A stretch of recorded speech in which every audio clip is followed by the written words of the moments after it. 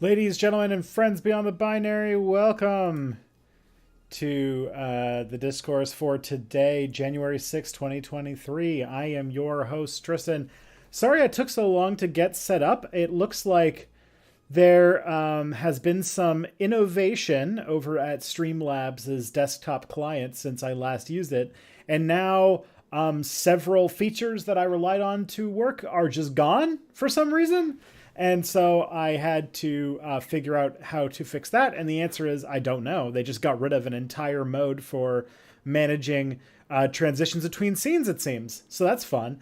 And then I had to re-log into everything because everything's login tokens are taken off. And it seems that Dashlane has had a new patch that basically has made it super slow and broken. So that's all fun. That's a great way to get the year off to a good start. But yes, Happy New Year, everybody. Hello, hello. Yeah, I guess I should probably start by saying my name is Tristan. I'm the host of Step Back and also the podcast It's Probably Not Aliens. Both are projects I do that you can find at probsnotaliens.com and stepbackhistory.com.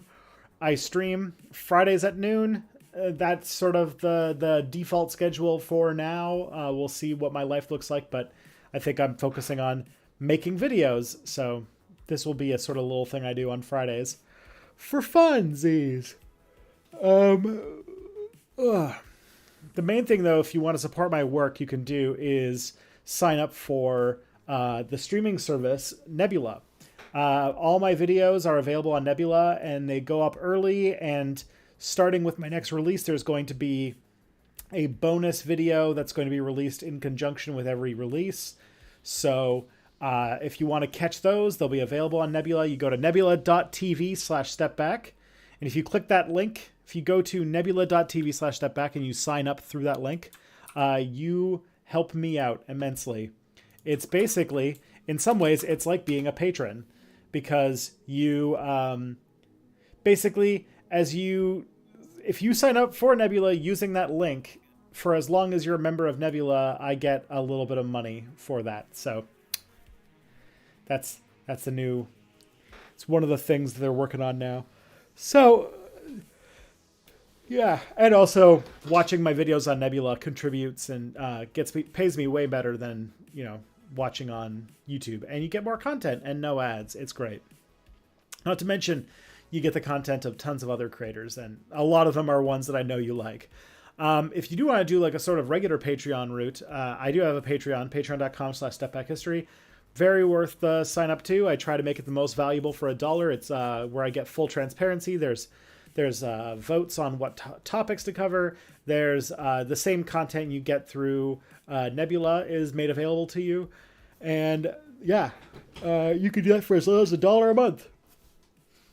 Actually, like 75 cents a month or something like that if you do the year-long subscription. Anyways, that's that. And if you have Amazon Prime, you get one free Twitch Prime subscription every month. If you choose Step Back for that, I'd be very grateful. But obviously, it's not required, but it does help. It does help me do the things like pay the bills and keep things like this stream going. And if you have any cash, things like bits, super chats, Twitch subscriptions, all those things are welcome and appreciated, but of course not necessary. As far as content goes, my latest video, which came out on December 1st, I know it's been a while, was on it was on the political compass. So why the political compass is bad. My next video I'm working on right now is titled "There Have Always Been Trans People." And I have the thumbnail done. Maybe I can show you guys the thumbnail. That might be fun. There have always been trans people. That is the next video I'm working on. And let's see if this... Yeah, so that's the thumbnail for the next video, currently in production. So that's fun. And yeah. So that video should be coming out. Theoretically, it's supposed to be coming out in about 10 days, but we'll see what kind of stuff happens. But yeah, it's a very, very fun video. the script I'm currently working on is over 7,000 words. So that means that the video is likely to be probably close to an hour long, which is wild. One of the I think it might be the longest script I've ever written. 10,000 words. It feels like a very it's like almost 30-page script. So yeah, wild stuff. I'm gonna try to see how much shorter I can make it, and that's in progress. And then I'm gonna be making working on another video for February soon after that, which is gonna be on cultural Marxism. So that's in the pipe as well. That'll be coming out, inshallah, will be coming out for patrons and people on Nebula at the end of January, and then will be coming out for everybody else at the end of February. That's the whole plan, because if there's one thing you need to look forward to now, or one thing that you need to know, is that every Nebula creator, a lot of us are moving towards what's called Nebula First, which is going to be making our videos one video ahead, basically, on Nebula. So if a new video comes out from a creator that you like, they will be pointing out that if you go to Nebula and sign up, you can watch the next video right away. That's sort of the pitch.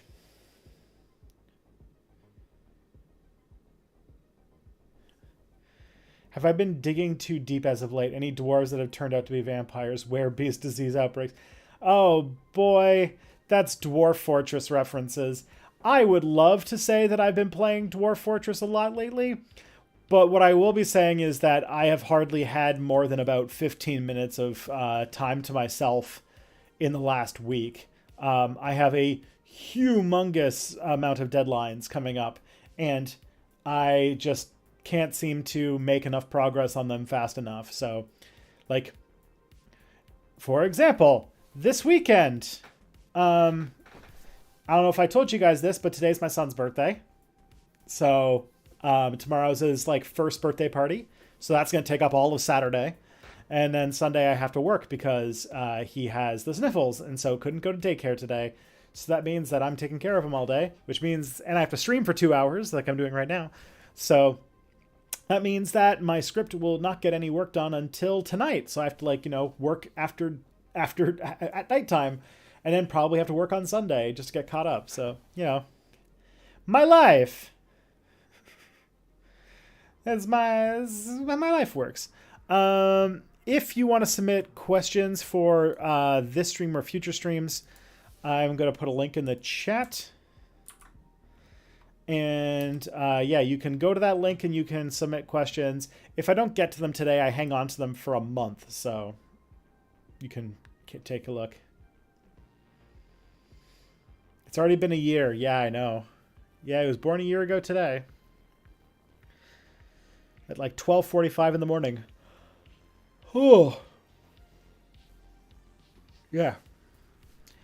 If there's anybody here, it's their first time watching, welcome all the new folks. Please make yourself known in the chat. We have a very nice and welcoming chat community who would love to get to know you. So say hello, make yourself known. Hopefully the bot is working.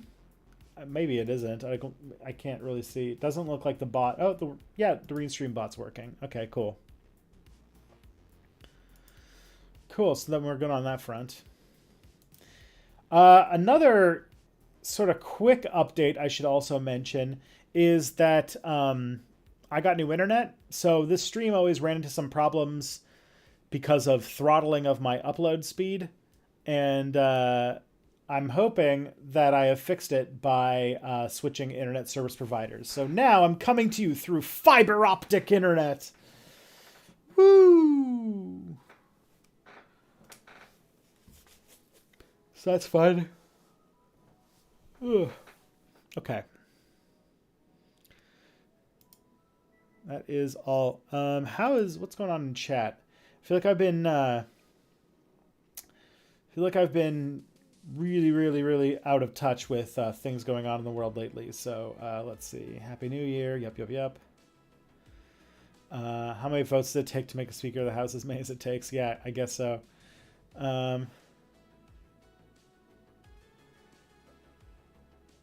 Is Probably Not Aliens a solo project or a collaboration? It's a podcast I do with Scott from NerdSync. We do that podcast together. It's very fun. A lot of people seem to like it. It's probably the thing that, like, my friends, like my real life friends, don't really watch Step Back, and like it's not like I don't blame them for that. That's just life.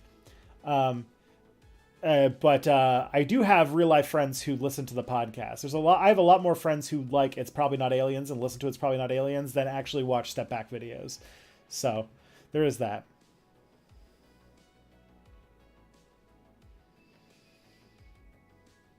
Elagabalus was not the most kind of representation, but they existed. Yep, I do talk about Elagabalus in the video. I also talk about, I think somebody mentioned here, Sporus, or Sabina, I think was the other name that went by. And yeah, that's another case that I go with. The best one I have is the body of like the sort of the corpse of a what appears to be a trans woman was dug up in, I believe the Czech Republic, which appears to be about 5,000 years old. And that means that there were trans people alive when there were still mammoths. Just to show how long, trans people have existed. Basically, as long as there has been gender, there has been transgender people. That's sort of the gist of the video I'm going with. But yeah, the Czech Republic, they dug up the 5,000-year-old remains of a trans person.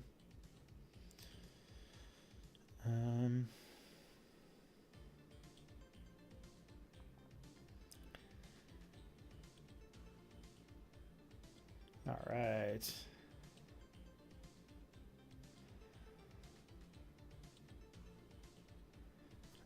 Also, I touch things. Yeah.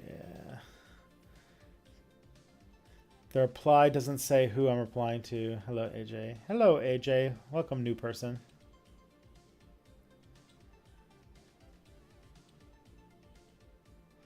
So that's, yeah. Good stuff. The video is very fun. There's a lot of very cool cases. Like, for the fact that, like, apparently there's about a list of about maybe 20 or so saints that were part of this sort of very early Christian medieval trend of people who were assigned female at birth, who then decided to become Christian monks and dress like Christian monks who are only allowed to be male, and specifically practicing hermitage, so basically living alone by themselves in complete isolation from other people in quiet contemplation of the divine, which was also restricted only to men. But about 20 or so AFAB people practiced it. And some people have made the claim that these are examples of like what you could do if you were like a trans person. If you were a trans man in the Middle Ages, you could, join the clergy and become a hermit if you knew the right people, that kind of thing. And you could live as a man for your whole life. And there are several cases where some of these hermits would die, and then some of the other monks wouldn't find out that this person, had female organs until after they were dead.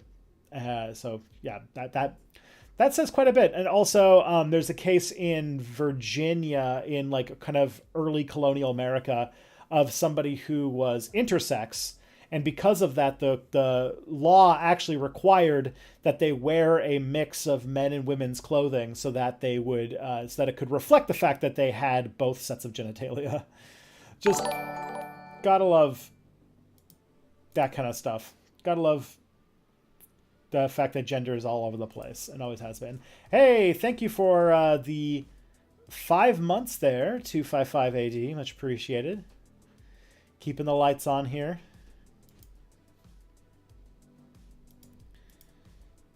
Okay.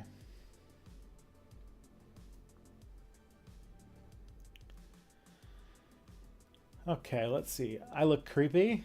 Okay. What's on your hard drive? I wonder. 1-800 call FBI. Ha. Good job, Vampire Hunter. Very funny. Okay. Whatever.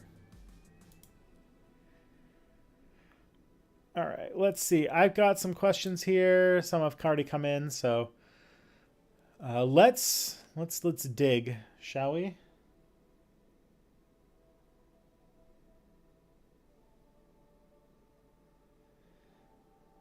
Have I heard of trans man Mexican revolutionary who was accepted by his community, Emilio Robles Villa? Interesting. I don't know if I have that one. I can't remember. I'll have to look again. But I'm trying to cut stuff out right now, not add sort of stuff in, because as I said, the video is already like 7,000 plus words long. Have I heard of the D&D drama? Oh fuck yes! I basically was kind of obsessed with it yesterday. I think that, yeah, I think that's people need to. I'm very much into the D&D drama because I've been saying for a long time that people need to be playing non-Dungeons and Dragons games, and now that this new sort of leadership at Dungeons and Dragons is trying to turn that game into essentially like a microtransaction live service of video game, is basically making like, maybe we should be playing other tabletop games. I was just saying today on Twitter that I was like, maybe we should make like some sort of, instead of like having an OGL where some company just gives you permission to make stuff in their system that can be revoked whenever they feel like it, that we should have some sort of like open source RPG system that anybody can make stuff for, so that we don't end up with this kind of bullshit in the future. Am I optimistic for the new year? What am I most looking forward to this year? Congratulations on the baby getting into daycare. It's a huge game changer. This is true. Yeah. This D&D thing is definitely showing that copyright is just showing an absolutely just despicable amount of like how copyright just is completely designed to like stamp on innovation and make everything way less useful.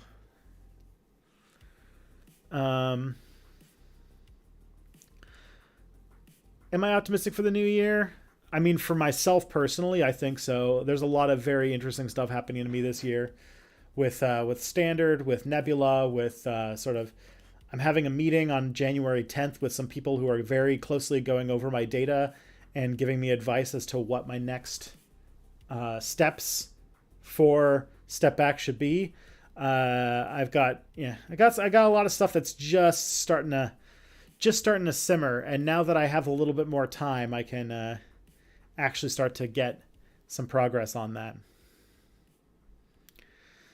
So,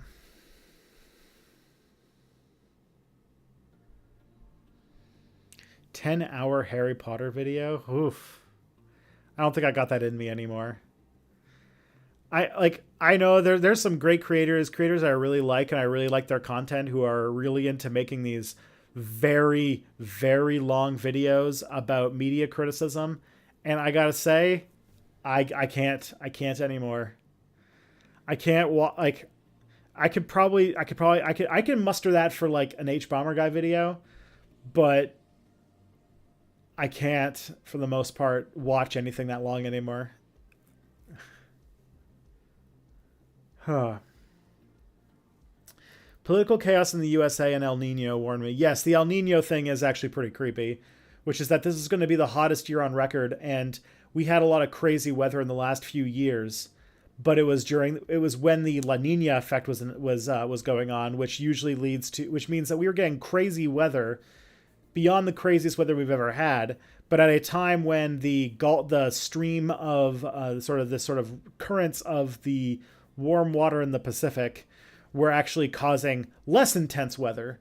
And this year we're going into El Nino, which typically leads to increased crazy weather. And so this year you're going to see a lot more hurricanes than last year, and you're going to have a lot more like intense weather events. Like, I think you can already see little bits of it, like the huge snowstorm that freaking buried my neck of the woods for a few days.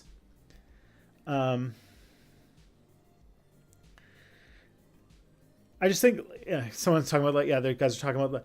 I don't have anything against making like a really big and long video that is because the sort of new YouTube, because of the way that YouTube algorithm works and the way that YouTube channels function, and now because YouTube videos have the chapter thing, making one big video makes a lot more sense on all of those verticals than it does to make like multi-part series. That's sort of the new thing now. Unless you could think of a like very distinct story for every single piece of content, then just arbitrarily breaking one up into pieces is actually not a good idea. I think that was one of the issues with my Russia video. I think my Russia video should have just been one video. Maybe I'll make a director's cut some point where I just take the two videos and put them together for posterity. But yeah, that's sort of where that's at. But for the most part, it's just that like what we call the bready tubey space is, in my opinion, or not in my opinion, it's very full of just media criticism. And I got to tell you, unless there are very specific personalities involved, I find it very hard to enjoy media criticism. That's just me. Like the video, like if you're going to make a video on some sort of criticism of media, first of all, I haven't watched a whole lot of movies or anything. But it's either got to be a very acceptable and digestible length, or it has to be a subject, like a topic, like a type of media or a personality that I care a lot about. Like an H-Bomber Guy video about, what was that Plague video game that everyone was talking about for a while, that weird one that was apparently really bad, but also really good. I don't remember what it was called. But that was fun. That was interesting. And I watched it and I enjoyed it. Or Deus Ex, the Deus Ex video. But like, I don't know, 10 hours about Harry Potter.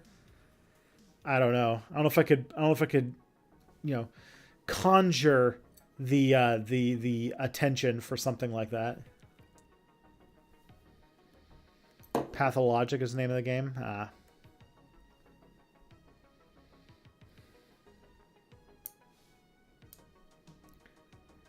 Anyways.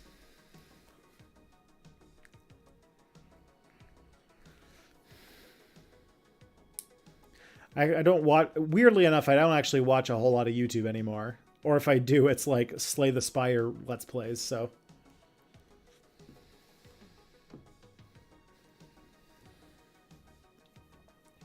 And yeah, the other thing too, as Nadia pointed out, I am getting very tired of how much right-wing grifters basically dominate the narrative in our space. But there's a major problem there, which is that the thing is, it's numbers. Like the reason why people make all of those videos about, Ben Shapiro and Dave Rubin and Steve Crowder and Tucker Carlson and stuff like that is because for some reason that's what people want to watch. And so you kind of have to cave into taking down alt-right shitheads constantly because that's the way that you get them views. That's how you get the numbers to go up. Because, I only ever made one like response video in my entire channel's history, and it was one of my most successful videos, even though I don't think it was actually that great of a video. But probably means I need to do some more stuff with that space, unfortunately. Like I do have one video sitting in my head that is just about that's called The Evil Genius of Ben Shapiro, which I feel like we'll probably get. If all the hair on your body was replaced with cheese, what kind of cheese would you want it to be? Definitely feta. Lasts the longest, is delicious, easy to shape.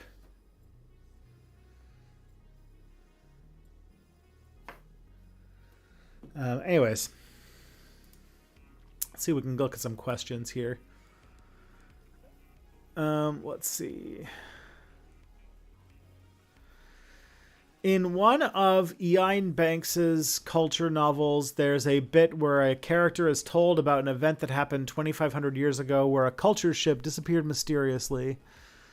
Later on in the book, there's a slightly surreal bit where the character goes on the culture's equivalent and just looks up at a contemporary news story about the event.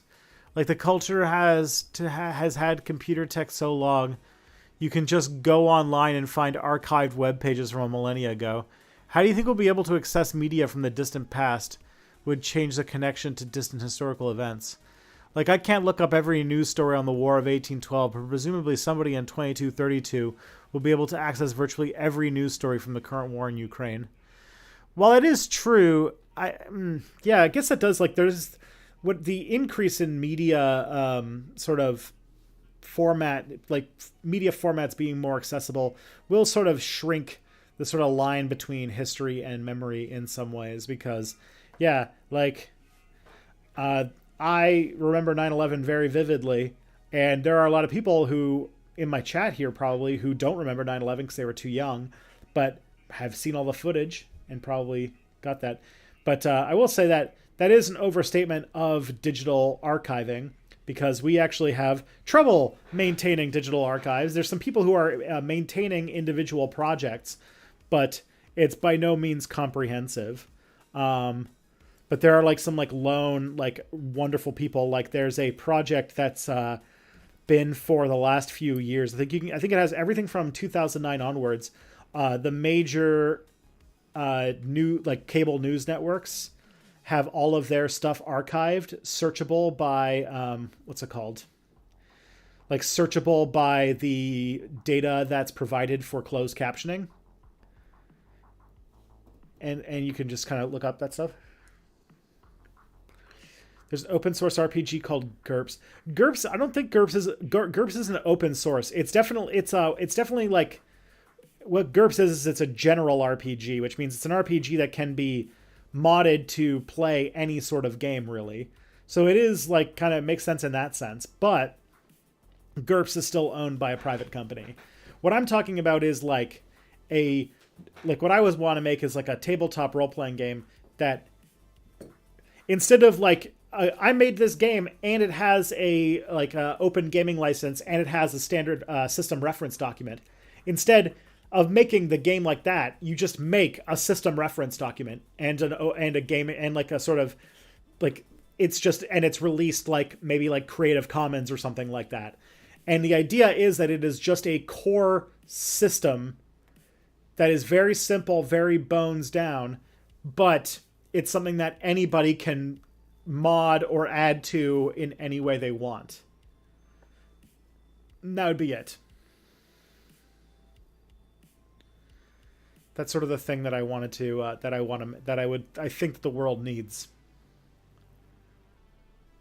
GURPS is impenetrable. Yeah, I've seen some videos of people trying to like make characters and stuff in GURPS, and it is very, very crunchy.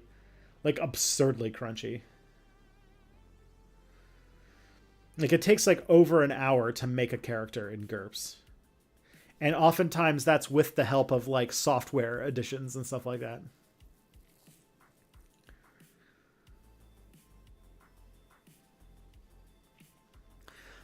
One of the things I'm kind of looking at is there's this OSR game that I am thinking of buying at some point soon and reading, called Errant, which is apparently like a fantasy role-playing game, but it's like, it's a very simple core mechanic that then is it's called like mechanics light but procedure heavy. So instead of it being like this super complex game, what it is it's a simple game with lots and lots of little mini games and procedures for handling different types of common situations. And I'm like, that is a system that you could make like into any sort of genre by like keeping that core mechanic that's very simple and then adding on a bunch of different mini games and sort of modular rule sets to fit different types of genres. And I feel like that would be like, I think there's actually like there's a game, I think like the Cortex system is sort of like that. Is it the Cortex system? There's a general purpose role playing game that has a lot of like it's very modular. You can add and remove different types of sections from it based on what kind of game you want to run. But again, it's private, and this is one that I would need to be like, Creative Commons, open source type stuff.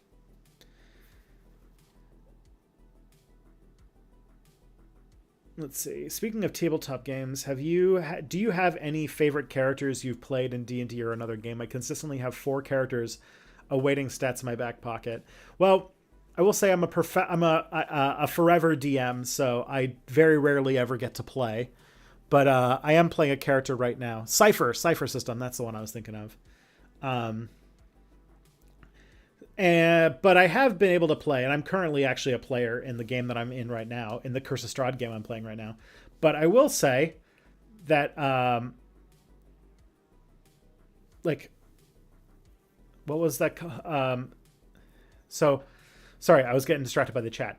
I could say that my favorite, so the current character I'm playing right now is very very edgy. She's sort of like a mix of like a bunch of different inspirations, specifically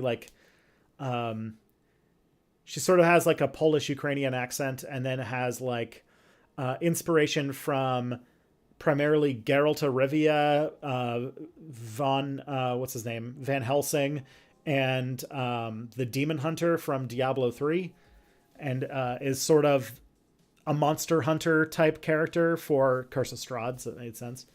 But my favorite character I think I've ever played, and I know I'm going to keep this very brief because I know that the last thing anybody likes hearing is about somebody else's freaking Dungeons and Dragons characters or whatever.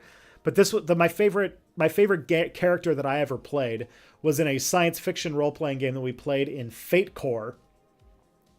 And the way that Fate Core works is you can bake pretty much anything you want. And the stats sort of you prioritize different stats to have higher and lower. And I made a character that was whose primary top stat, like the one that was really good, was just one called Resources, which in the parlance of Fate Core is like being rich and knowing people and having stuff at your disposal. But my character was bad at basically every other action type thing. And the way that I played it out is that it was a sci-fi setting, and my character was an uplifted panda bear named Blitz Carlton, and was also like a crime lord. So he was like this extremely wealthy crime lord, but who was also a uplifted panda, and had a very strong aversion to reading, and had a addiction to like hyper processed snacks and stuff like that. Great character. Loved him so much. I just played him as a completely useless asshole who the group only ever kept around because he owned the ship that they did their adventures on, and he had fuckloads of money. That was like his only thing, is that like if they ever needed something, he knew a guy. He's the one who owned the ship, and he had just loads of money that he could use to do anything with. And other than that, he was completely useless. It was my favorite character. Good old Blitz Carlton. I also was in a cyberpunk game where I played a character that was like loaded up on cybernetics, because she was this sort of neurodivergent person whose like special interest was cybernetics, and in a sort of statement about like who owns your technology. Basically, her whole thing was that she jailbroke. She ran the cybernetics version of like those sketchy cell phone stores that you see in like big cities, where they will like jailbreak your implants and stuff like that. That was basically her thing, and she was very much like a sort of, like right to repair cybernetic pieces and like that kind of stuff. That was her whole thing. Loved her. Her name was Left Anonym, which was actually the name of an actual biohacker that I admire a lot.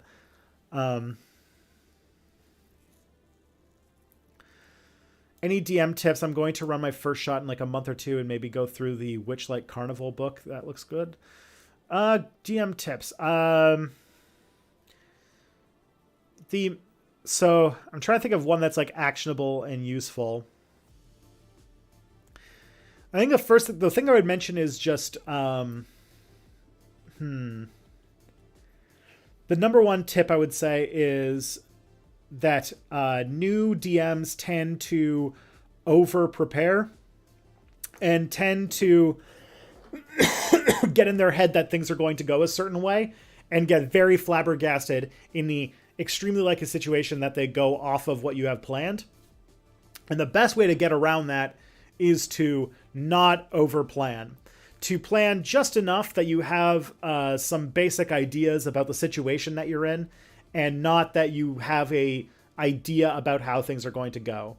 And the best way to think about DMing is more like being a hibachi chef rather than a real chef, because don't go in thinking that you have a plan on how the whole experience is going to turn out. Show up with all of the ingredients for an adventure and sort of put stuff together to sort of fit the flow as things are going. And that sounds overwhelming, and it will be. Your first time will be very tough, but keep in mind the players are usually on your side, and a lot of like sort of getting better comes with experience. Somebody said, I remember you talking about a TTRPG system that's great for people unfamiliar with D&D but want to start with a tabletop game. What's a really good one for that? I knew. Okay. If I were to take somebody, I would say that if you want to start somebody with a brand new role-playing game and they've never played one before, to go with something like a Powered by the Apocalypse game, I think would be the best way to get started. Its mechanics are a lot simpler compared to D&D, and a lot of its mechanics are about moving the story forward, which means that like a lot of times new players need a little bit of help to get themselves into the mind of not just playing a game, but doing what their character would do, and getting into the fact that it's like a story, not so much a video game played on paper. And Powered by the Apocalypse games are very narrative, story forward stuff. That's a big part of its central mechanic, and I think that makes it really fun.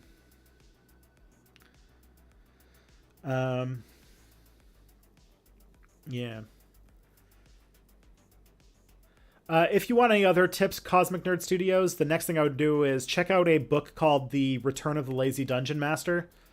Return of the Lazy Dungeon Master lays out a 8-step method for preparing for a D&D session that will that gives you exactly the kind of things that you need without the stuff that you don't need. And it's a really great way to sort of get yourself into the mindset of the kinds of things you actually need.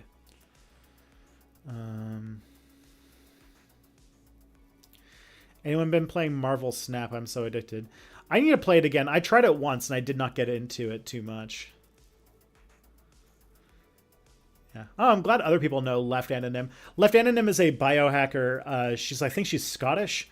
But one of the things about her is that she's like a biohacker who is an actual fucking biohacker, in the sense that she has permanent nerve damage now in some parts of her body and goes to the hospital regularly because she surgically installs implants in her own body and is trying to experimentally through her own body figure out what kinds of implantations and technology work, and what is bioproof, for example. She's had to go to the hospital several times because she got sepsis because whatever she did to her implant and then put it in was basically got dissolved by something in the body and then caused leaks and stuff like that. But the fact is she's an OG on that sense. She's puts her money where her mouth is, and she's great. And so when I made a cyberpunk character that was going to be this radical what's it called, jailbreaking getting rid of proprietary, like, what's it called, software built into cybernetic parts. I knew that she'd be the person to go with. Situation in Congress right now. Apparently, a record from 1849 was 130 failed speaker elections over 2 months. This could go on for a while. That's true. Yeah, the whole situation that's going on in Congress is with the Speaker of the House. It's very interesting. It's very much a gridlock, and in other countries, that kind of situation would result in multiple elections happening back to back to back until something changed. But America doesn't do that. So I don't know how that's going to shake out. I think that I think the most likely way it's going to shake out is that the Democrats are going to vote for a Republican as a way of restoring unity, thinking that that will get the more mainstream Republicans to work with them on something, and they just won't. They'll be like, we're going to work together. Thank you, Democrats, for helping us work together to get Kevin McCarthy into the speakership. And then the Democrats will be like, all right, now help us with this. And they'll be like, no. And the Democrats who refuse to ever learn lessons will fail that.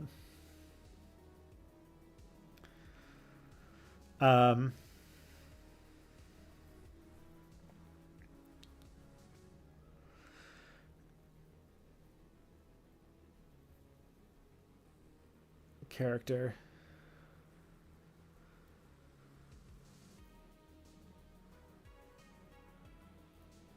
Yo, getting sepsis for the joke. Yo, okay, so I'll tell you. I'll tell you of a couple things that Left Anonym has put into her stuff. One of the things that she did that I thought was really cool, very painful apparently, is she installed magnets on the tips of her fingers, which basically gave her the ability to basically developed for her a new sense of, like, she was able to sense magnetic fields and stuff like that. She put a RFID chip. She's one of the first people who put like an RFID chip in her skin to be able to like open locks and stuff like that. I'm trying to think what else she's done.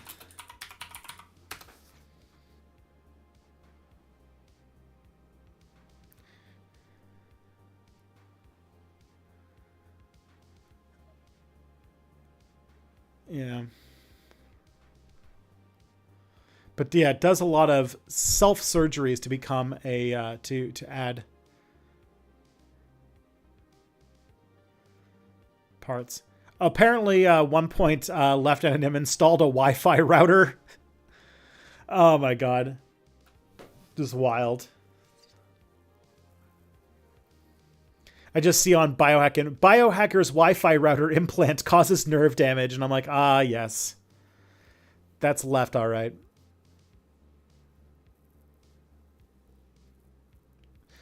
British transhumanist Left Anonym has installed more than 50 cybernetic devices in her body to become a cyborg.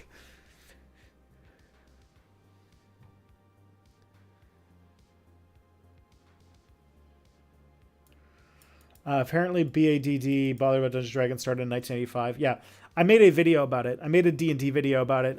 It came out, I made a video about Dungeons & Dragons and the Satanic Panic, and it came out in, I want to say 2018 is when it came out. It was a spectacular failure.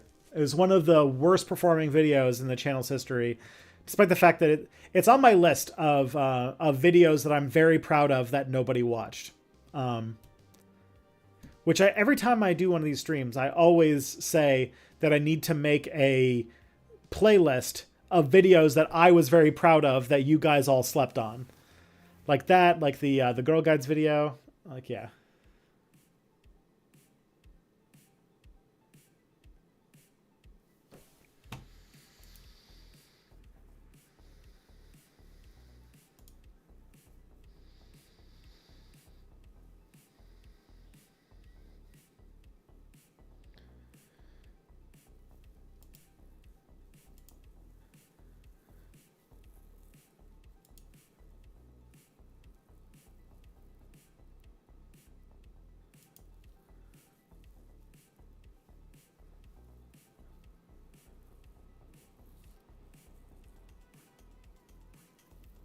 Yeah.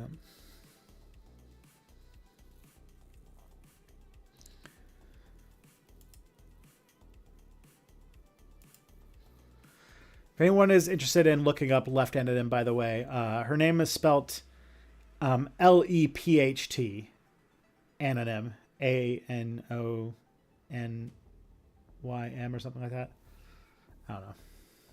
We missed you. Thank you, Nums Chomsky. Just realized exactly 2 years since the Capitol riot. Yeah. Now that my son's birthday is January 6th, I will never be able to let go of the fact that I'm hoping that in the fullness of time, the Capitol riot does get labeled the Capitol riot instead of January 6th. It looks like I'm losing that. Otherwise, for the rest of his life, my son's going to have to just know that like he's got, a birthday of the 2020s version of 9/11 or whatever, right?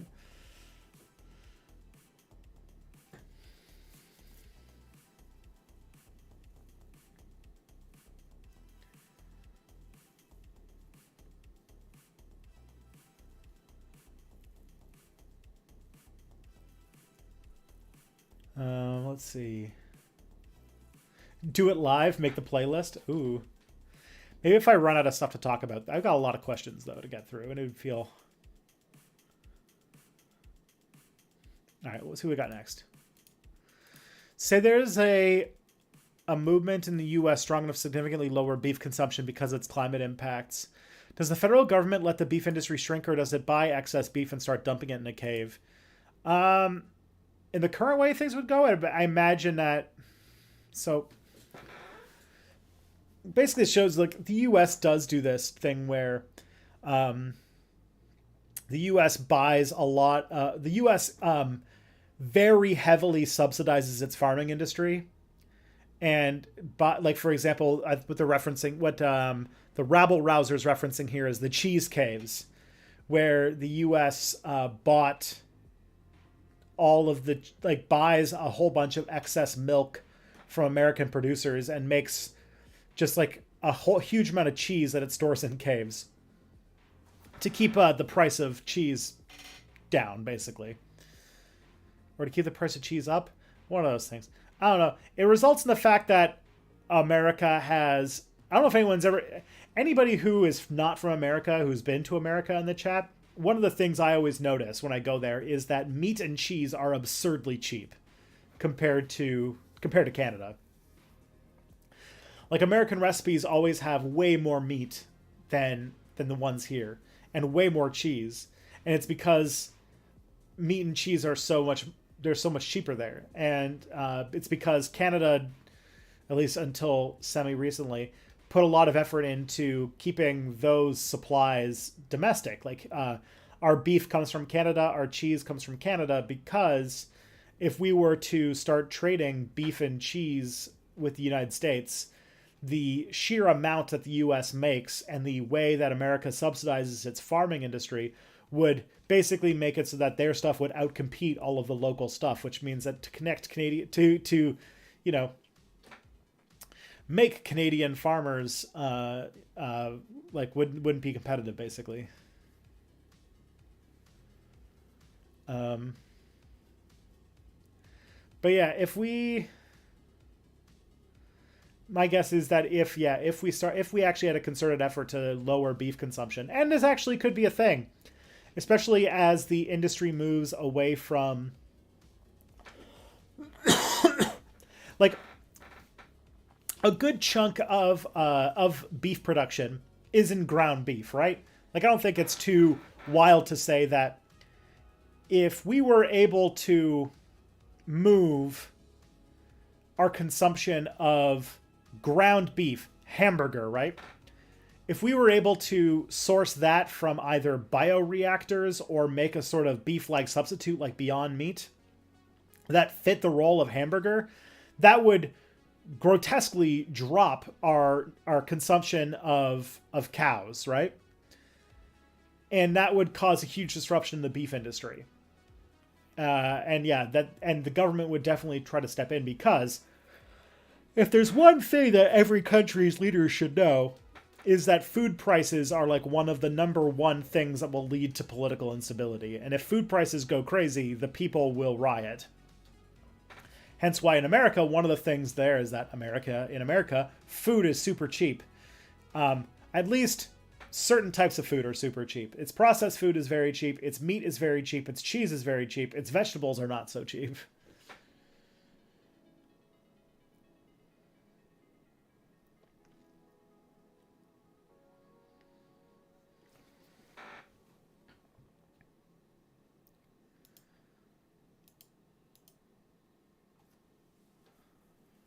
Yeah, so that's that.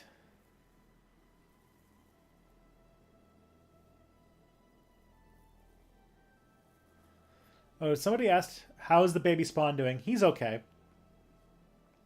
He has a runny nose. Today's his birthday, and he has a runny nose, so the daycare wouldn't take him. Which means that after this is over, after the stream is over, I'm going to be watching him instead of editing my script. So that's, and this is like this was supposed to be his like 4th day of daycare too.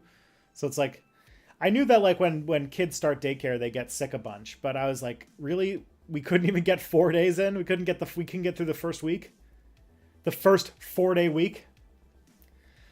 I got videos to make. I got Curiosity Stream to sell. I got to get you guys to buy Curiosity Stream so that I can make money, so that I can pay my bills, which means I got to make a January video. I got to make Nebula stuff.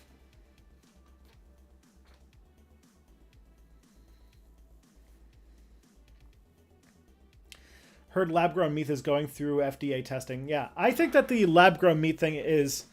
First of all, I think that the lab-grown meat thing is a huge thing that a huge technology that a lot of people are either unnecessarily afraid of or are very... Because there's a lot of people who have wanted us to move off of animal products, right? To move off of eating meat or killing animals for meat, that have invested heavily in us just, us adopting basically a vegan lifestyle, which like makes sense in our current climate. Yeah.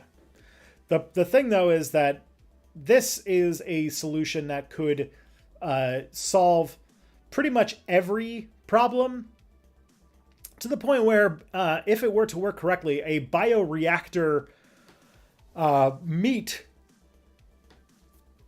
in my mind, would theoretically be vegan, because it did not come from, the death of an animal. And so that, that's that. There's a whole lot of, technical problems about making bioreactor meat work, but I think that when that technology matures, it's going to be a big deal. And I don't think it's the end. I think that, meat is one place that we could be using this kind of technology. If we can get, bioreactor technology to work, there's nothing stopping us from making, bioreactor gelatin, bioreactor milk, bioreactor spider silk, which you could use to make, hard, very tough materials. And then I was even seeing an article the other day about using bioreactors to make wood. That's huge. That could be a huge deal. And if we are, making it in reactors rather than sort of harvesting it from nature, the other thing that kind of comes as a benefit with that is that you don't have to, is that you can not only, get to a place where it is of the same quality as the stuff that already exists, but you could even start, you can turn it into part of as the technology really matures, you can make it so that you can make wood that's better than wood. You could make beef that's better than beef. And we could if we could get it to work, we could have bioreactors basically making any sort of biological byproduct that we need in a way that is much more environmentally sustainable than harvesting it from nature. And that could be huge in reducing our emissions, in conserving resources, Like if we didn't have to, if we could grow wood in bioreactors, that was a way that was faster, cheaper, more resource efficient, and given how dangerous logging is, a lot safer. That would be humongous. And that would be a huge deal. The only thing though is that someone said it's still going to give you the issues with meat. That meat does have cholesterol problems, does have cancer risks and all that kind of stuff. That is a problem. Although if we're making the meat ourselves and we're able to tweak the genetic code of whatever that we're growing in the reactors, we could theoretically make, beef that doesn't have high cholesterol. Maybe we can somehow make bacon that doesn't have saturated fat or something crazy like that. Who knows? Yeah, maybe we can have like eagle meat or something like that. Like the possibilities once we like kind of overcome the initial sort of hump of this could be limitless. Ethical foie gras. There you go. Somebody just grew like vegan leather or vegan silk or vegan down. All sorts of stuff could come up. So it's a cool technology that people aren't as excited about as I would think they should. I think in many ways the technology is still very much in its infancy, but has a lot of promise if we can sort of overcome a lot of the current sort of humps that it's associated with at the moment. Cyberwool, yeah. And I think one of the first things that's going to come for is ground beef. And as I mentioned, ground beef is already I don't know for sure. I'm not an economist in this sort of field, but I imagine that you could reasonably assume that if you were to take all of the beef that is harvested in the world and you were to put it on a pie chart about what percentage becomes ground beef / hamburger, I imagine it's a significant percentage. And even if we could cover that, that would be a huge change to our climate change impact, because cows produce methane, which is a huge climate change thing. It would reduce the arable land use that is dedicated to animals, which is a lot, and it would also decrease our food usage, because you don't have to feed. A pound of beef made in a bioreactor is definitely a lot cheaper or uses a lot less food than a cow grown on a farm. Specifically, you can also feed bioreactor stuff basically stuff that's made as like farming byproducts.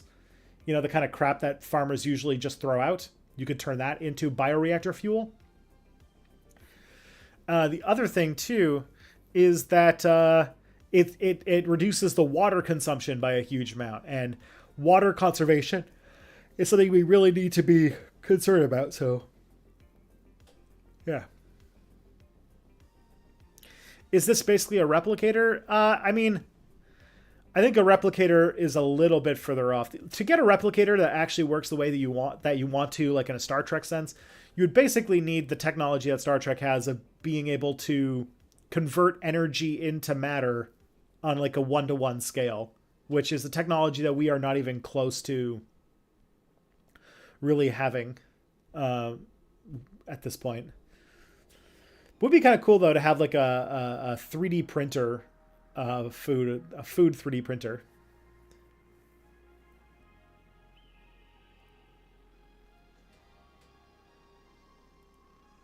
Ostrich apparently would become popular. That makes sense.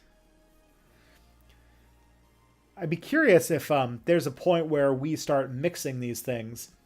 Like if you could make like, like we start with like, mono animal sort of harvested from animal muscle fiber meats, but then we could get into like, what if you could make like, a 36-ounce chicken steak? Like chicken can't grow that big, right? You can just make like I don't know. There is all sorts of extremely cool places that it could go if the technology matures. Bioreactor replacement organs. That is a thing. It's kind of a different technology. that is something that's more coming out of the 3D printer space of making. What you do is you make like a collagen scaffold of an organ, and then you grow the tissues of the organ in the different places. And people have already able to do that with simple organs. Like right now, they can pretty much regrow somebody's bladder using that kind of technology. But once that technology matures, they'll be able to grow a lot of things, like say, heart tissue for people who have, like what are the organs that fail the fastest, or the most often the organs that sort of die, that cause a lot of people to die of old age because these organs sort of give out at some point. And the big ones I think would be the heart, the liver, and the pancreas, right? Like those are probably the main ones that give out and people end up dying of that. Probably the kidneys too. Is a bladder not just a stretchy bag though? Yeah. It's a simple thing. It's a very it's a technology that's still in its infancy, but lungs, yeah, I guess lungs too. I would think that the biggest one is probably the heart and the pancreas, because if there's any disease that people die of that isn't cancer, it's usually heart disease and diabetes, right? Like those are the two big ones. So my guess is that those would be the if those organs could be replaced, you could probably stop a lot of multiple organ failure type deaths, which is the main way that people die of old age if they don't die of cancer.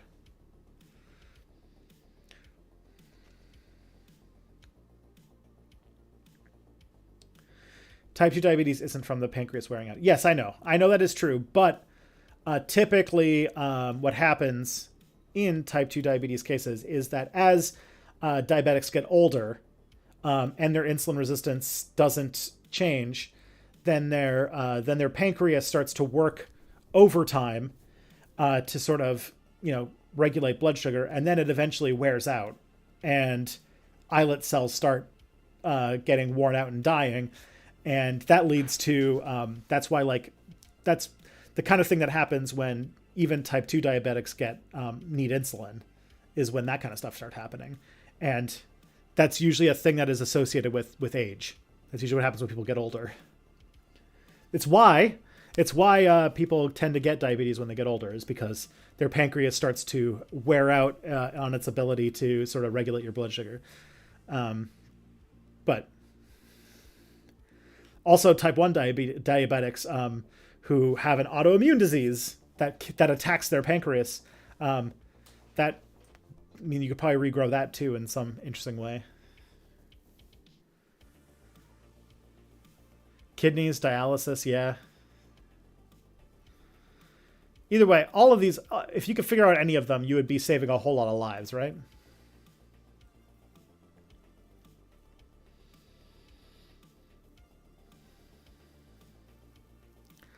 The brain, but it's kind of irreplaceable. Yeah, that is true.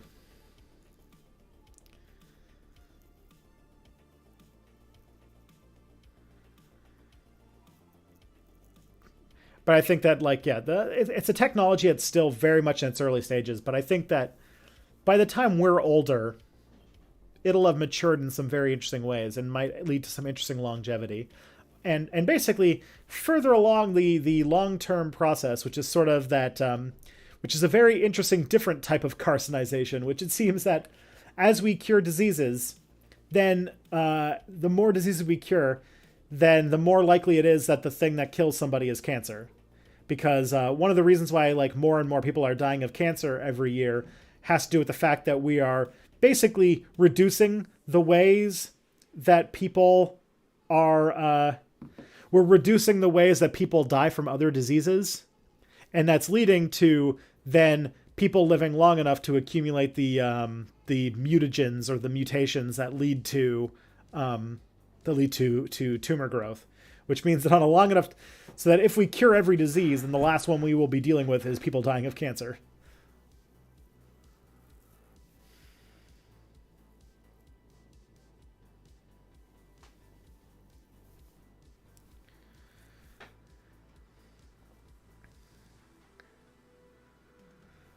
And unfortunately, I think that we're still quite a ways away from a comprehensive cancer treatment that one's more difficult. And so, you know, that'll be a different thing. Although printing organs, that could mean that you could, like, you know, do aggressive cancer removal surgeries and just regrow whatever it is that you remove, right? Yeah, if you read pre-modern history, cancer deaths are pretty rare. It's true, because it's a result of the fact that they died of other things more often. Yeah. There's a really great book called I think it's called The Emperor of All Disease or something like that, which is this history of cancer. Really amazing book. Which is it's like a history of cancer.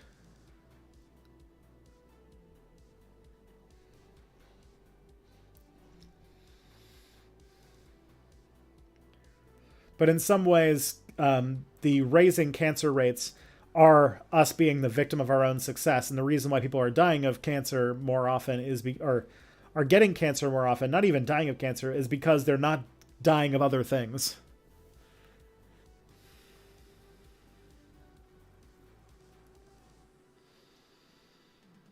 Like, way fewer people die of heart attacks now.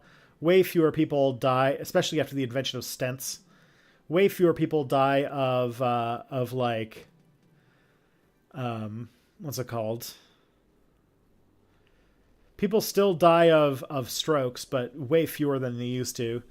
And, like, you know, we're turning some corners on a lot of things. Emperor of All Maladies, that's it. Yeah. I read it last year. Or no, I read it in 2021. It was pretty good. All right. What's the line between finding another group of people attractive and fetishizing them? I find a lot of Middle Eastern women attractive. Okay.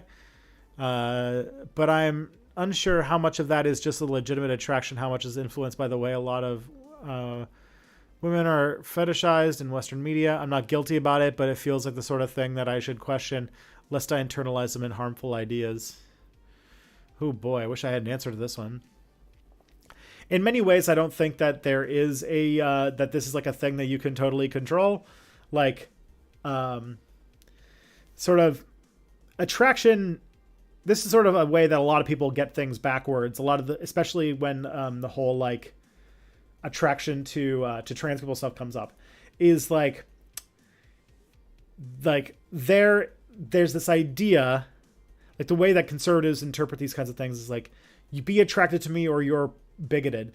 But what people don't realize is that, like, a lot of times attraction is unconscious, right? It's not a thing that you can control, but it's still socially driven in a lot of ways. And so you could have attractions to certain, you know, types of people based on, you know, racist, you know, social constructs, or, you know, bigoted social constructs.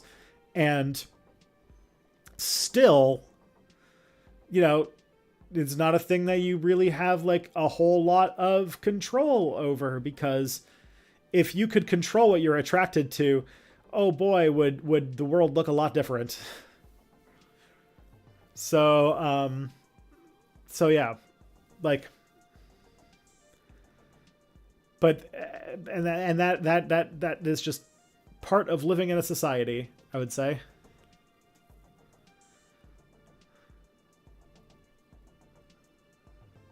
But I think the Ned in the chat made a pretty good point. The main thing is to not dehumanize the person. That's the main thing. If you're just seeing them as Middle Eastern woman, for example, then you're that is a problem.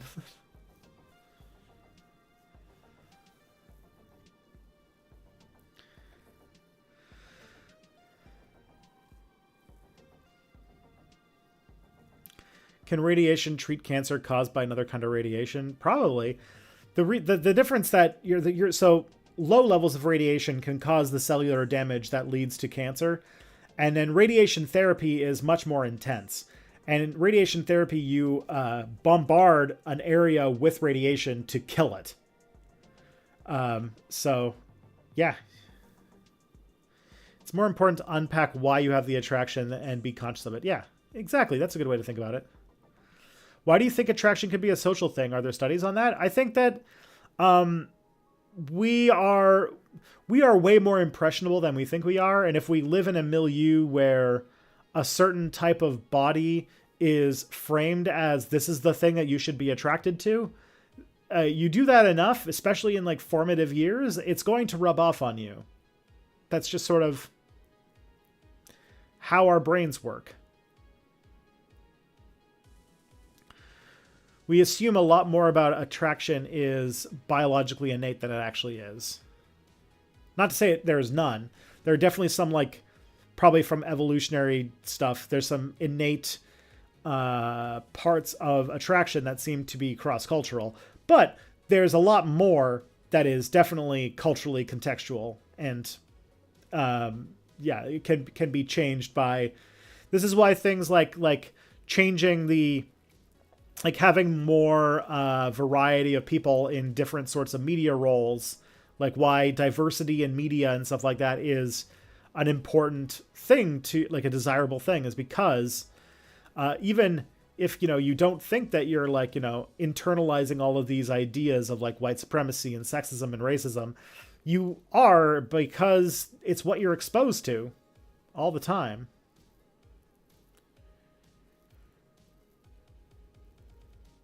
Can radiation therapy cause other cancers? I imagine it could, theoretically, but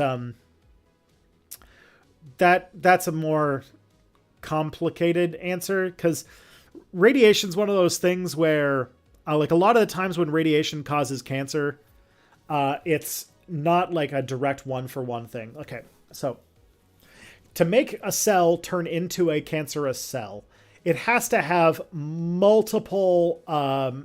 it has to have multiple genetic mutations, right? So the genetics of the cell need to be altered in several specific ways. I think there's like about 3, and it's very, very rare. It's very hard to get all of those mutations in one cell. It happens to us all the time. Or the reason why, like, you think about it, how many cells we have, all you need is one cell to become cancerous for everything to break loose. So it just shows how rare these mutations have to be. So the things that cause cancer are the things that cause mutations. Things like viruses, things like radiation, which do alter DNA. So what will happen fairly often is, if you're to get exposed to cancer, to get cancer through radiation, typically has a delayed effect. But what you're doing is basically heightening the chances that you will develop the mutations later in life. That's why oftentimes if you're exposed to radiation, they talk about it like, oh, like they lost like 10 years off their life. And it's because they've increased the chance that they'll develop cancer in the next 20 years or something like that, because they've sort of accelerated the base amount of mutation that sort of happens just by existing in the environment. The only thing that I could say that would get around it is that the kind of radiation that's done on cells in radiation treatment is much stronger. And radiation in higher concentrations does so much cellular damage that the cell just dies. So while there is a chance that, radiation therapy could cause other tumors to show up, it's fairly unlikely, because it's sort of like burning away the part of the body with the radioactive particles.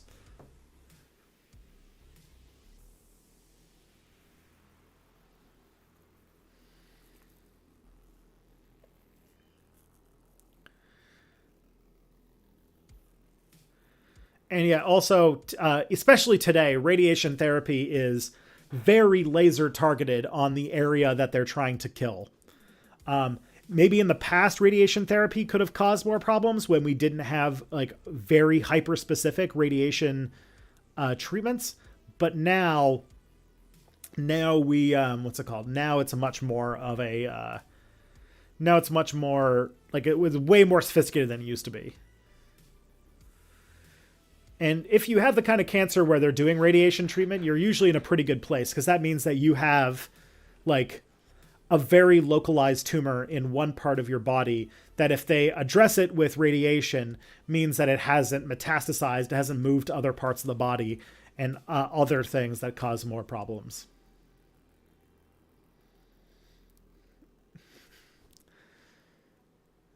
Man, pretending that I know so much about oncology, apparently.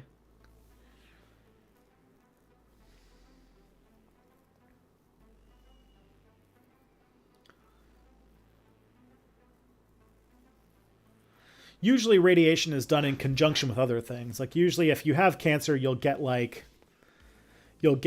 radiation treatment, you'll get surgery, you might get chemotherapy, and you'll get some like combination of different things based on what kind of diagnosis you have.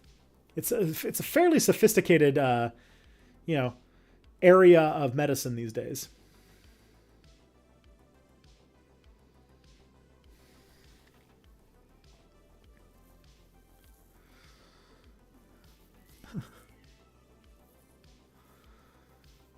All right, what we got next? What's a good way of talking with people who have chud-like impulses that aren't basically red-pilled yet? I know some people who are like that, and I feel are best to steer away from some of the dark paths, but it's hard to talk to somebody who just gets annoyed when you get political. What's a good way to nudge them where it might begin with that self-reflection? I think in many ways, a lot of times, convincing people of those kinds of things is not the right approach. In many ways, asking questions is more important than like telling people stuff, because people are way more likely to be convinced of something if they think it is a conclusion that they came up with. And so in many ways, asking interesting questions, having interesting conversations, and those kinds of things are more likely to turn somebody around than like, having the right arguments to say at them. That's why the debate bros, I feel like, are particularly useless in discourse, because many times debates and arguments do more to make people feel more steadfast in whatever position they have than to actually change anybody's real political positions.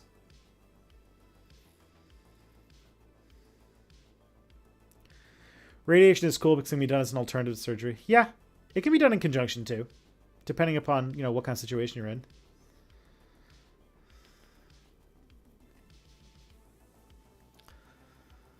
It is a tool in a toolbox.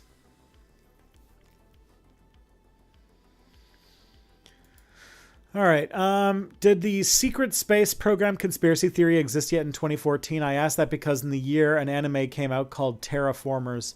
It's about the government secretly turning people into super soldiers and sending them to Mars to fight giant humanoid bugs. Think that's a coincidence? It's possible. I think the secret space program thing is, it's sort of a meta conspiracy. It's like QAnon, where it's taking several conspiracy theories that were already in the sort of zeitgeist and bringing them together into one coherent meta narrative. So it could be that show just sort of, latched on to similar sorts of conspiracies that were going around that led to the sort of things that became the sort of secret space program stuff.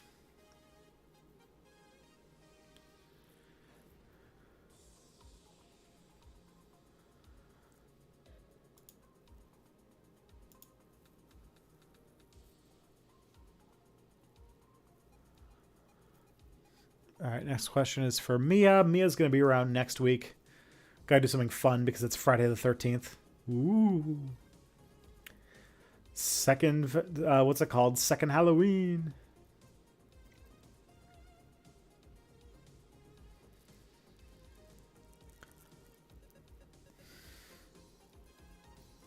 Mm-hmm.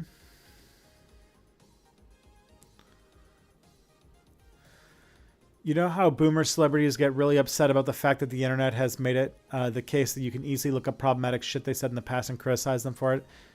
Do you think media figures of a younger generation will become more normally to just periodically go over your older work? And yeah, I feel like that fear that like everything you say is going to be online, and therefore if you have a bad take 10 years later, it's going to come back to bite you in the butt, has largely turned out to not really be true.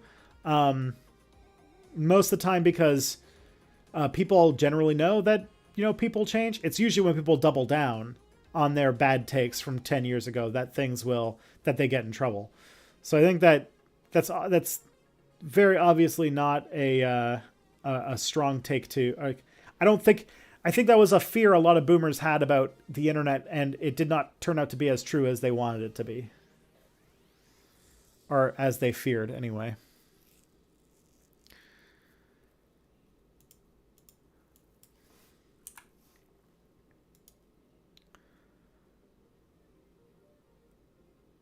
All right.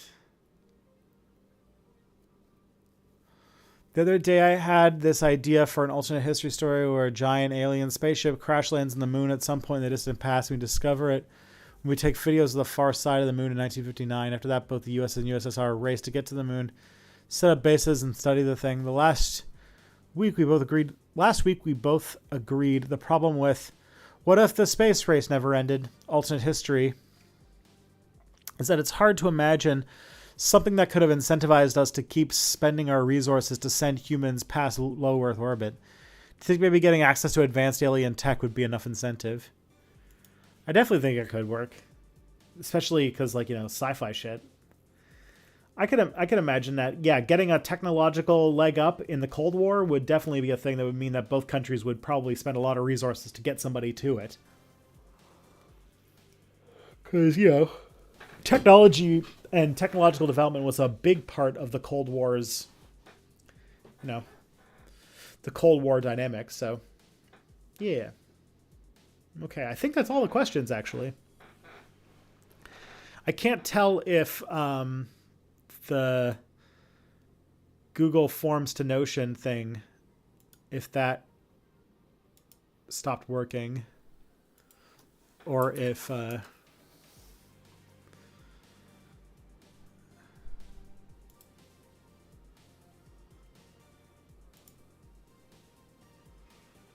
Let me see.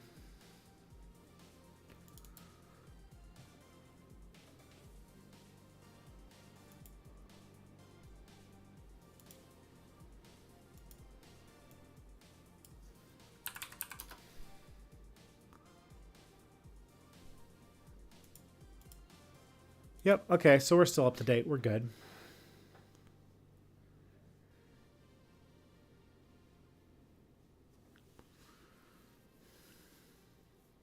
You watched all 3 seasons of For All Mankind. It's pretty decent. Yeah, I love that show. That show, I love that it's one of the shows that really, tries to get you to rise up to the occasion and not be cynical. I find that's true. I just finished, maybe this is just because I literally just finished the season last night, but I feel like Stranger Things also does that. Stranger Things very often has a theme of overcoming adversity and what's it called? Stranger Things is just a really good show when it comes to the mastery of tension and release. And that a lot of shows today that seem to be so focused on being cynical and dark don't allow for moments that are tense where things go right. And I love that Stranger Things is able to get super, super dark and make things feel really, really tense and like everything is going to end. Followed by equally dwelling in moments of fuck yeah, we did it. Awesome, cool thing happened. The last episode of season 4 really has a lot of that in a lot of really great ways. I'm not going to spoil too much about it because it's pretty good, although the episodes are very long. But turns out Stranger Things is a good show. And now my next show that I'm going to watch is The Flash. Because there's 9 seasons of it to watch, I guess.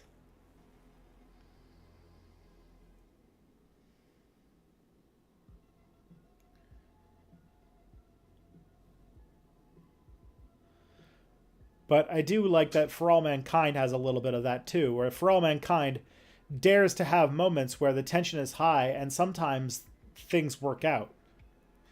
sometimes the good guys actually win, which is kind of getting rare in modern day television, or at least prestige television.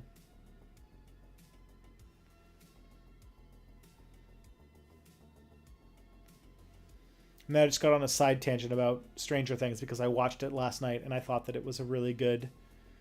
I thought that it had a really good finale.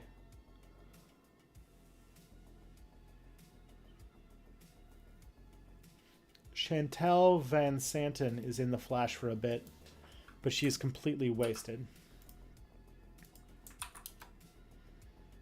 Oh, yeah? Cool. I don't know who she plays in The Flash. Let's find out.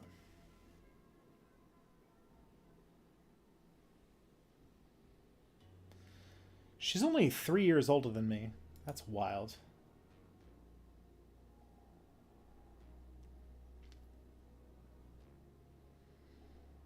The Flash. Patty Spivot. Okay.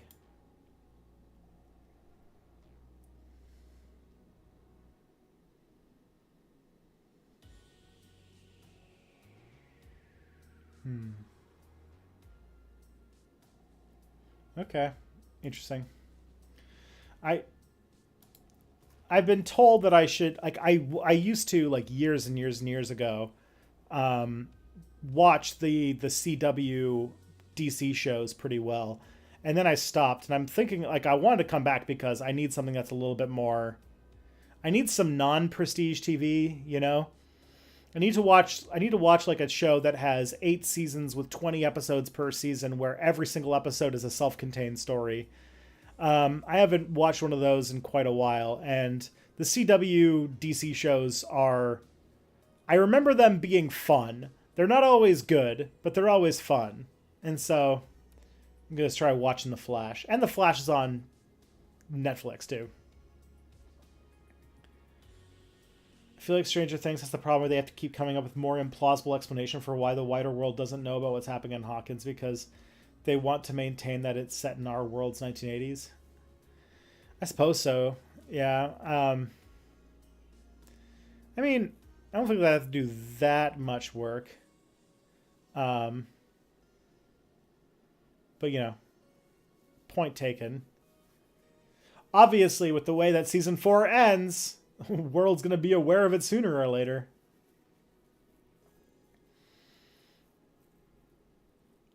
I liked season 4, though. The season 4, if anything, it took the sort of show having a disjointed, unconnected story and then was like, oh, no, it's actually all connected together. And it makes the sort of whole saga with the Upside Down actually make sense. And sets up a great final conflict for season 5. So I thought that worked out really well.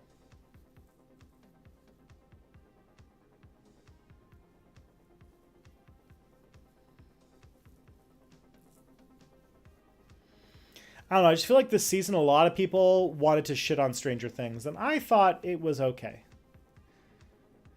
I thought it was decent. I had a good time watching it.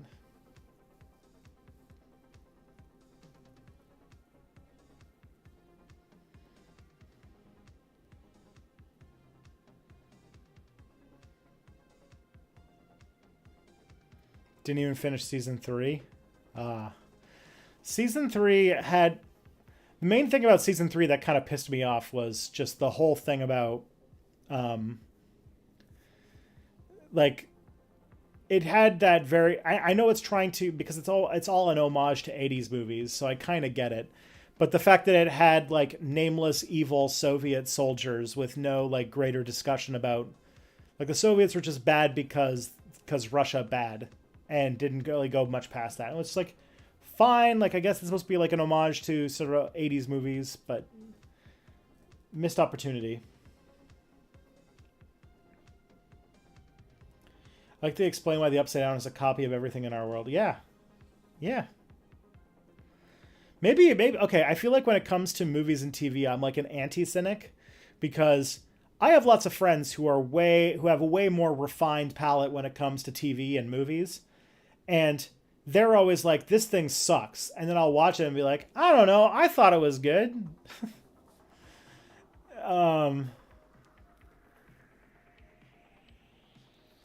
Like, I give a lot of things a pass that my other friends would get mad at me for.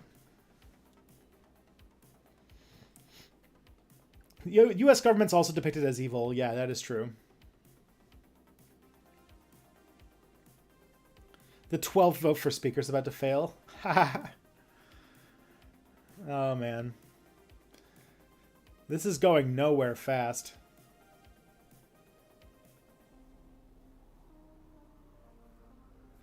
Why even call a vote if they know it's going to fail? I don't know. Maybe they have to or something.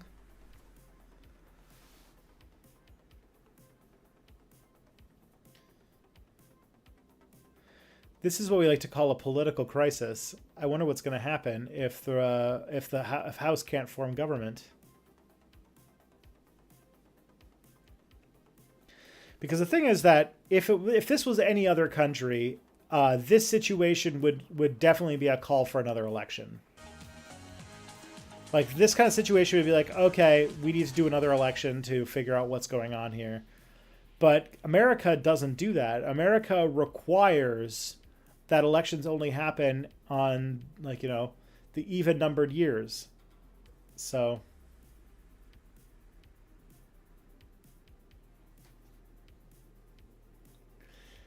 what I'm not clear is how you can dump a 3.56/45 millimeter or 5.4539 into one of the Demogorgons and not kill them, but a sword can do it in one with a single swing. Yeah, okay, yeah, that part was a little silly, but also the idea of Hopper going up against a Demogorgon with a sword was pretty great. My first thought was, where the hell did the sword come from? Like, I probably missed the setup there, but like, because, like, you know, one thing that Stranger Things is really good at doing is making sure that every payoff is well set up. And I do not remember when they set up that sword. And then I was watching it, and then that sword just arrived. And I was like, what? It was very dramatic and fun. Yeah, that whole part, because that was like that whole part of the show. That was that thing I was talking about. That was that moment where the show just went like, oh, fuck yeah, because it was like everything was going to shit. And then they had like the sort of big epic turnaround, and then the Kate Bush song started playing, and it was like, yeah! And it's so rare that TV actually gets you to have that, like, yeah! moment anymore. The weapons for the prisoner fights. Oh, okay. Yeah, that makes sense. I was just very, because the sword, I don't know, the sword just seemed to come out of nowhere in my head.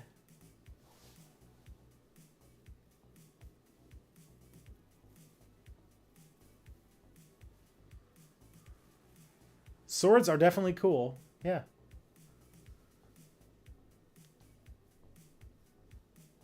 He used an action surge to get an extra attack, for sure.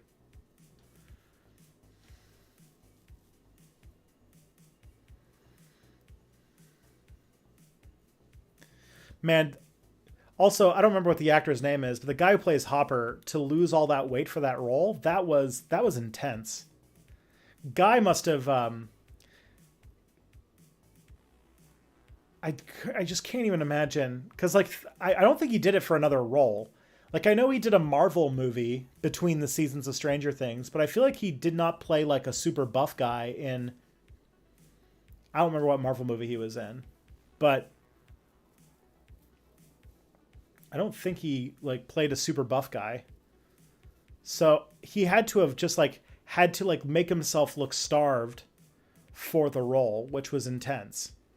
Like, you know, that's a tough thing for an actor to do.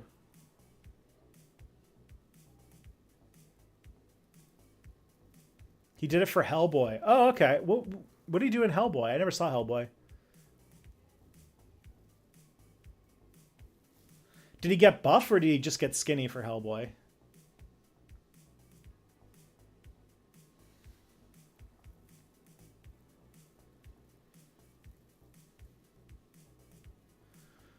I think one of the funnier ones is he lost 75 pounds. Jesus Christ. That's dedication, man.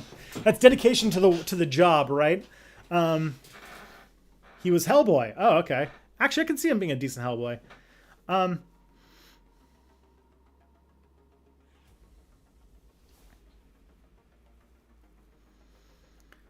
the Soviets ever have gulags in Kamchatka? I feel like they put the camp there rather than Siberia, so it's vaguely plausible they could fly there from Alaska. Probably. I have no idea. But Black Widow, yeah. Okay. But yeah.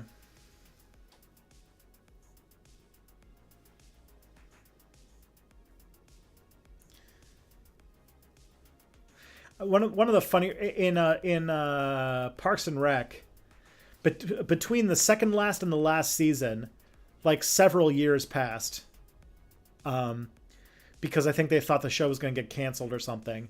And what happened was, one of the things that happened between those two seasons is that's when Chris Pratt got that's when he got sort of what's it called? He got swooped up into the what's it called? Guardians of the Galaxy movies. And so they had to explain between those two seasons about how Chris Pratt's character went from being like kind of like a dad bod guy into like this ripped Marvel dude. And they just made it so that the explanation is that he became a karate teacher between the two seasons. And that's their entire explanation. Now he says he'll never lose weight for a role again. Yeah, that sounds intense. Like that must have been like 75 pounds for a role, especially to get that skinny. That's not just intense. That's like unhealthy. And like, I know that like there are some actors who have done that in the past, but I can imagine that would, like, I can appreciate, being that intense for the role, but holy shit, it sounds rough.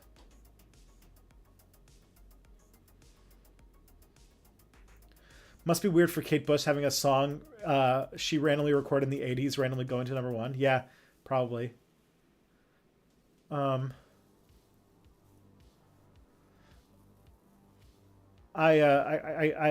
think people. So there's been at least a couple interviews with Kate Bush about how Running Up That Hill became randomly super popular out of nowhere. It's funny because I actually remember that song. I wasn't alive in the 80s, but there was a cover of it by a Dutch band called Within Temptation, and I remember they did a cover of Running Up That Hill, and that's what I remembered it from. And I was like, oh. It was one of those times, I'm sure it happened to everybody, where you just thought that this was a song by a band and didn't realize until years later that it was a cover of another song, and you're like, well, shit. Like one of the more recent ones is I didn't realize that what I thought was a song by the German band Groove Coverage was actually a cover of Poison by Alison Cooper, and I was like, oh, or Alice Cooper. It from Within Temptation because you're Dutch. Yeah, what's it called? I saw Within Temptation live several times. Actually, I met them because they came whenever those what's it called? Whenever those European power metal bands come to Canada, they're very not popular. So like they'll go from like playing like a sold out stadium in Europe and then come to Canada and they'll maybe play like a half empty bar. And so you get to really like hang out with these power metal singers and stuff like that. And so, yeah, I got to meet Within Temptation when I was there. It was a little tough because their English wasn't super great, but it was still really fun. I also got to meet Sonata Arctica that way, which I thought was really cool. And Epica. My dad was really into power metal, so... I don't think he is anymore. I think he's kind of over it. But there was a period where he was really into power metal, and we used to go to Toronto all the time and see whenever one of them came to town.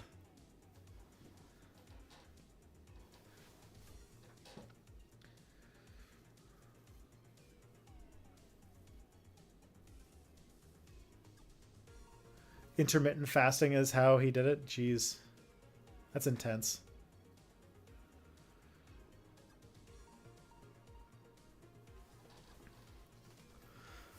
I did not realize that, like, why would he need to get...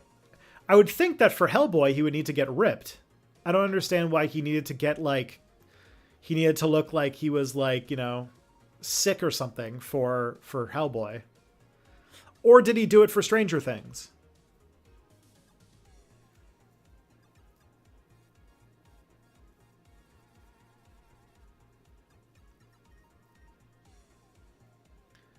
I guess it's not that important.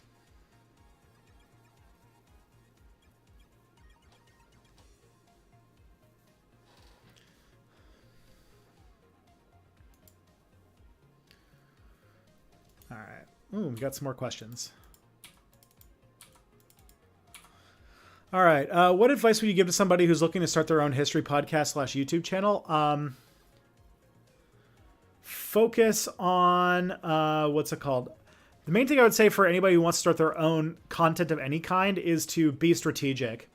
When I got started, when Step Back got started, YouTube history was a very, very sparse field. That's not the case anymore. What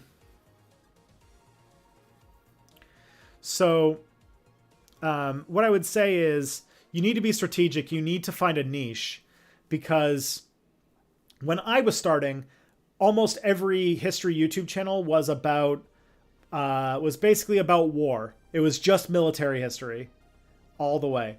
And so I did something that was like, hey, what if I did something that wasn't that?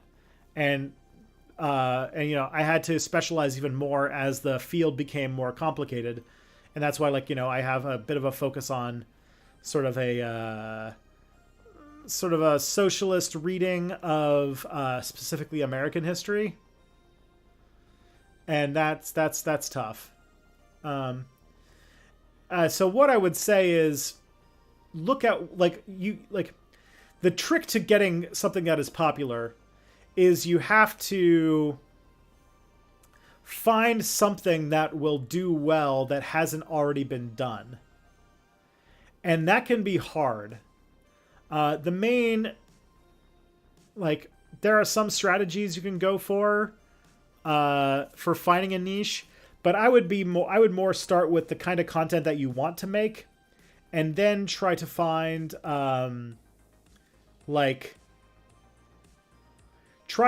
way that fits a certain niche of YouTube, either by doing something completely new or by I'm planning on making a video about this at some point, but there are basically there are basically four ways that you can find a niche in any sort of crowded field.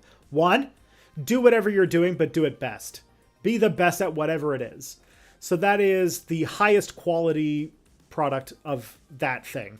Either it sounds the best, this one requires having the most money, right? It involves having the celebrities. It involves having the high quality equipment, the slick editing, that kind of thing. If you're doing something that everyone else is doing, but you're doing it the best, that is one way to success. Like, for example, I'm trying to think of some, ContraPoints or Philosophy Tube. That's sort of how they stick out. They are doing the video essay, but they definitely are doing it at a high tier of quality. The other way is to be creative, and this is very hit or miss, and that is to be experimental and try to make things that don't exist yet. That is playing around with different things, experimenting hard, trying formats that have never been done before, and coming up with something that is brand new. It's high risk, high reward, because if you're the first person to do something really big, then you could change the game. On that, there is a much more successful strategy, which is called the fast follow. The fast follow is once somebody finds out about a new thing that is doing well, like if somebody kind of breaks into a new discipline, or somebody finds a new thing that works and it gets really big, being one of the first people to go into that space can solidify you a niche really fast, because it's sort of a new space has been opened, basically a new possible adjacent or whatever has opened, and you can just kind of get in there while early. That's sort of like Fortnite. That's why Fortnite is so popular, because it took a new genre that was just exploding and got in quickly. The third is to take, fourth is to take two things that are popular and mash them together in a way that you didn't expect. Do something that has become like take two things that have not been done before, or take two things that exist and sort of put them together. In many ways, I think that like I'm trying to think of a really good example of somebody who, I think that like Jim Sterling is an example of somebody who takes two sort of popular genres of YouTube channel and puts them together in a very engaging way that then results in like, lots of popularity. Because, Jim Sterling, we know that we're going to get like sort of lefty type stuff in a way that is in a subject and in a style that is you're not going to get that anywhere else. So there's that. Thank you for the 2 GBP super chat. Would you like to be would I want to be a history museum curator? I would think it was interesting. I feel like I would not be qualified for a job like that. Like curators have a very specific, skill set, and they typically are more often like, I feel like they're closer to like a librarian, like in like information science, than they are history, or from archaeology. But I think it'd be a really fun job.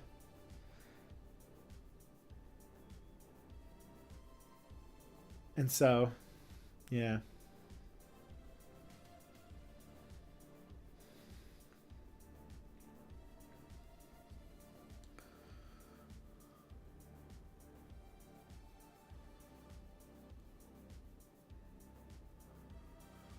There is a museum here that I think is really cool that I got to visit.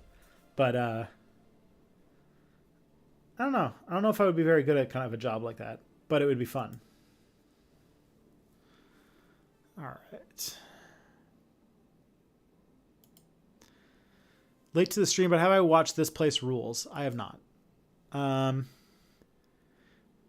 have an ethical. Let's see if I can. If I can't answer this one, AJ, I will pick it up for next week.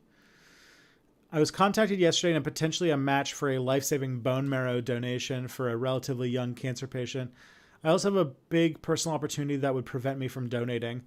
I have enduring a lot of personal hardship in the last few years, and this is a big break, but I can't take it if I decide to donate. Bone marrow matches are difficult to find and legitimately save someone's life. There is not a 100% chance that everyone will be a compatible donor when they need one. What are your thoughts? Oh boy. That is legitimately like what's it called? A philosopher could write a fucking ethics essay on that subject. I don't think there's anything that I can tell you to answer such a heavy question.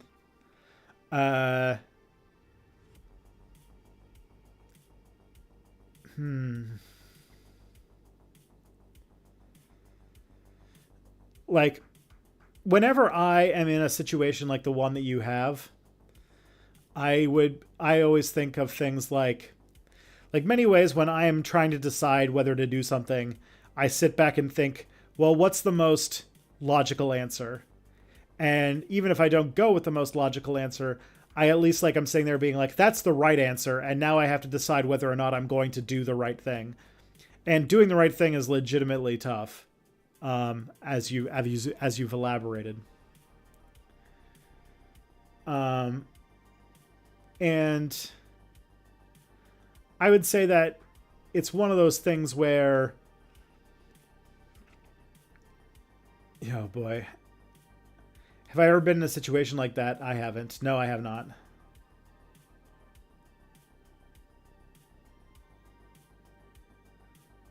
Yeah, first thing I would think of is, I don't know enough details, but I would hopefully, if you have this big opportunity, I don't know, I can't think of like a big opportunity that is completely, felled by you having to do a bone marrow donation.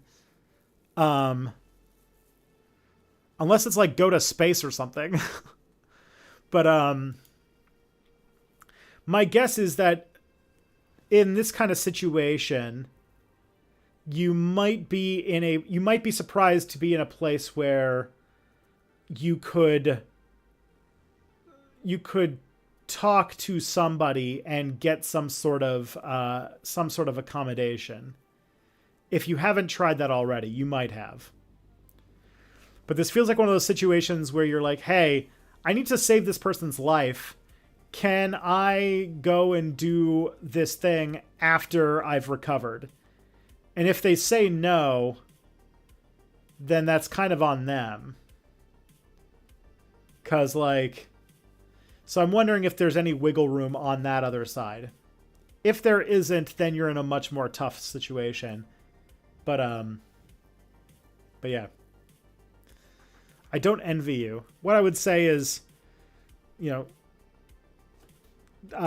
whenever I can't think of a decision, whenever I can't decide on something, especially something like ethical like that, I try to find as many different ways to approach the question as possible. Like, try to answer it through many, many different ways of making decisions. Randomly, logically, emotionally, and then sort of tally all of those up and eventually get to, like, the one that feels like eventually you'll see that one will sort of come out as the dominant one in all of the decisions and sort of go from there. That's the way that I would do it. Okay. Let us see. It's time. It's 2:00 and I gotta go because I got someone waiting for me. So I'm going to, are we allowed to? Yeah, let's raid, Lumiru. But everybody, it has been real. This has been great. Take care of yourselves. Take care of each other. I'll be back next week, hopefully with Mia. Be good.